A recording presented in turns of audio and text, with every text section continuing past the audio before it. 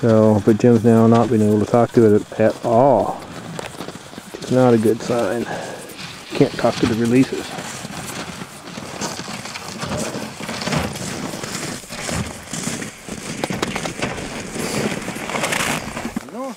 Ну ладно, что там? Нет, сам рад. Ты захочешь? Так я говорю, ну все, посмотри на то, что. So here we are, somewhere 20, 30, 40 miles from the true North Pole. Dug 3 holes now, or auger 3 holes. Had to get the generator and get the acoustic deck set. A little more juice, it seemed to like that.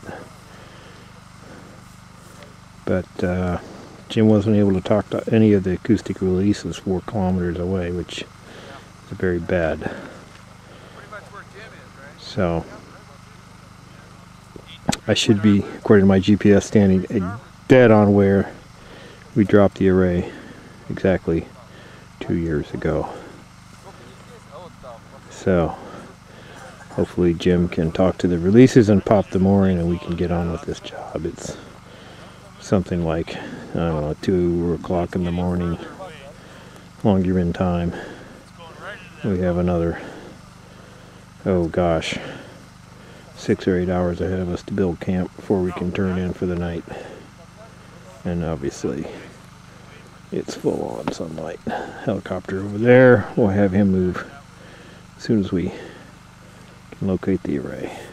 Eventually, we were able to talk to the acoustic releases and make them operate, thereby releasing the mooring that's been at the ocean floor for 2 years. It starts its process of floating to the surface, and we start the process of building camp.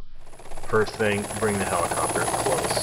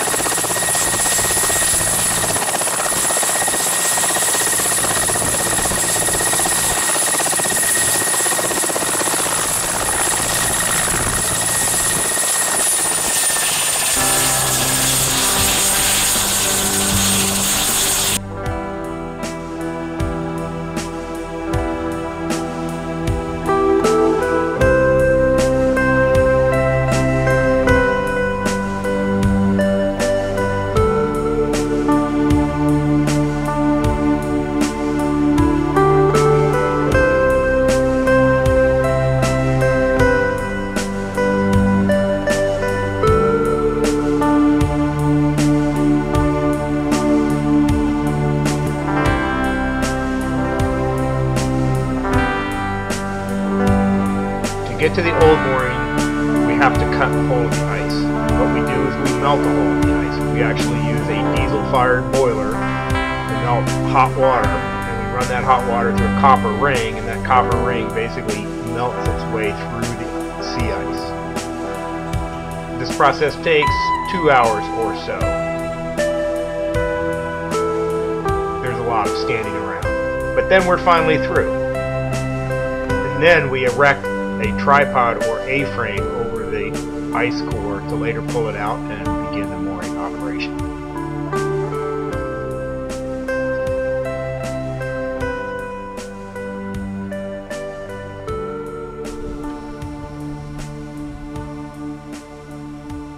That's the bottom of the ice core that we pulled out a few hours ago. Jim's North Pole sign this year with his statement of global warming. Bring your life vest next time you come to the North Pole.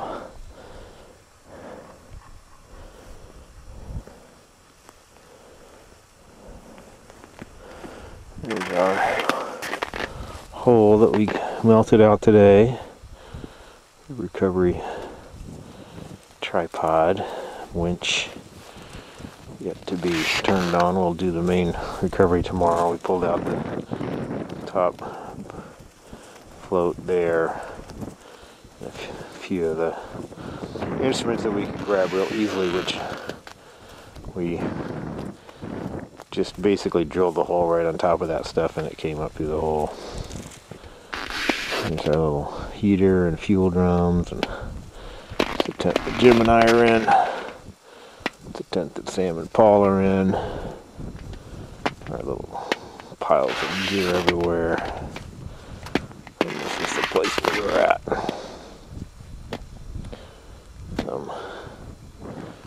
77 kilometers from the North Pole.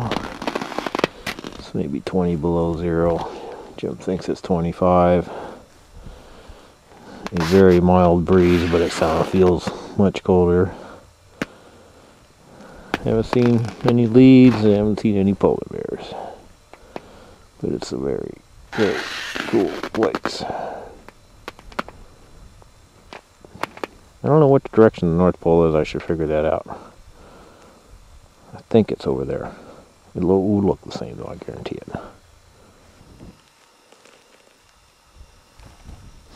This is a pretty recent pressure ridge that's formed. I can tell because the ice is still quite angular, not been weather worn, and snow drifted in. So this, I don't know, has happened days or a week or something like that ago. I don't really know, but not very long, maybe not more than a week. So this is the scene of our mooring camp. We're 77 kilometers from the North Pole. I was at this spot geographically two years ago, where we put down the mooring that we are now pulling out. We were supposed to come here last year and recover it, but because of global warming and runway issues, we weren't able to do it. So we're back this year. Grabbed the mooring this morning. We'll start the actual recovery. Standing on top of about 8-9 feet of ice on top of 4,300 meters, I believe, of seawater. 14,000 feet deep. And I still might get my dive in tomorrow, but we were able to recover the mooring this morning without diving, much to my dismay, because it's very cool, particularly this kind of ridging underwater with the light coming through it. It's way cool. It's an experience not to be passed. To be at the North Pole with your dive gear in a 4-foot hole, that's a rare occasion. To get the ice core out, we use chainsaws and a chain fall hoist to lift up the plug. We then chisel out pipe-shaped sections of the ice and carry it off by hand. It's slow, but it leaves the area free of ice and nobody gets hurt. It's a lot of weight. Then we proceeded to pull the first part of the old mooring, which we had hooked the day before. This is the top float and the upward looking sonar. It's a big biological instrument package.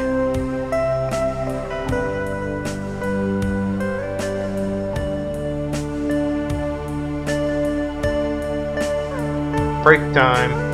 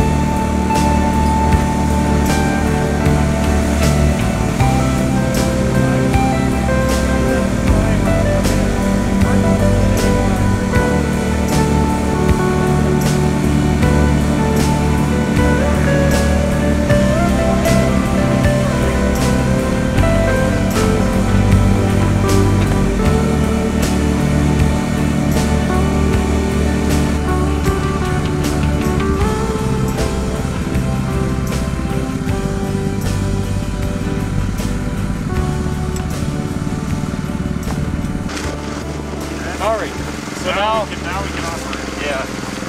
Now we can take that guy off. Come to the time. Yeah. Do this then? Oh, yeah. That's the bitter end.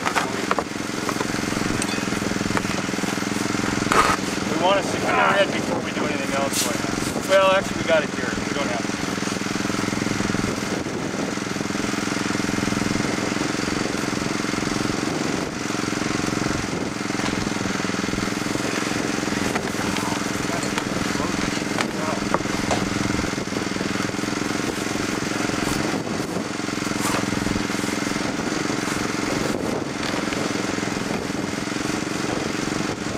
Wuzzles. My whole life. But I don't think this.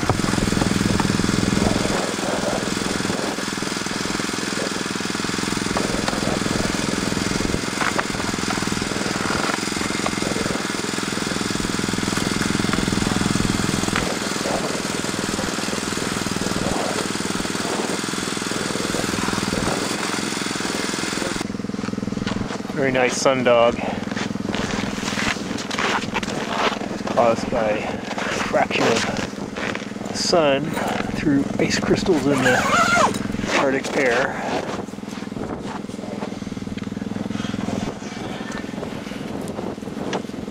Our illustrious outside office where we do most of the important paperwork in camp. As they say, you don't poo any differently up here, you just poo faster. A blow this morning, but it's calmed down. Big pressure drop, but it doesn't appear to be too much of a big storm. Haven't really seen the sun today until just recently though. So this is a welcome sight.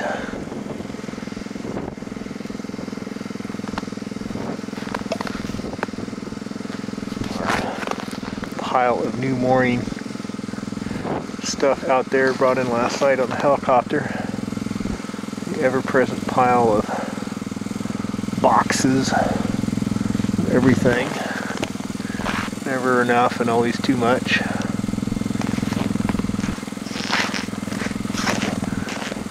There's Paul standing by the spooler. We just filled one reel of 3,000 meters of 3/8 Kevlar, which is the main mooring line. So that's the take-up spool. This is the underneath that red tent is the hydraulic power pack for the hydraulic winch, which is on one end of that A-frame. Over the sheave and down the hole. We got the hole covered up so it doesn't freeze up too much. Seems like a lot of Arctic oceanography takes place on your hands and knees. With your hood up and your fingers frozen. Guys are changing out one of two take-up spools. We're 3/4 of the way through this morning. We've been working on for 2 solid days. We had a real scare. The mooring got hung up in this pressure ridge over there. On the other side of Paul. Actually, it's a pretty impressive little pressure ridge because it's pretty dang new. And that means it's really blocky.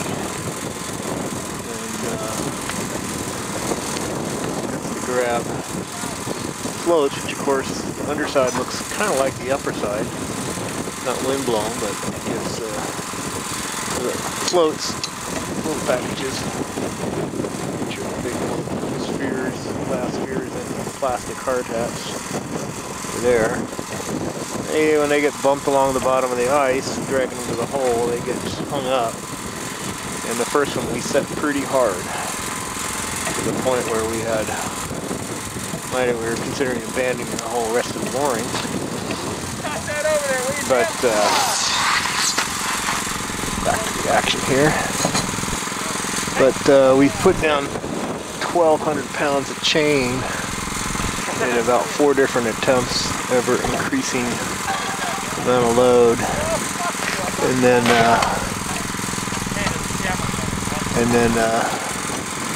we finally broke it free. That was a good moment.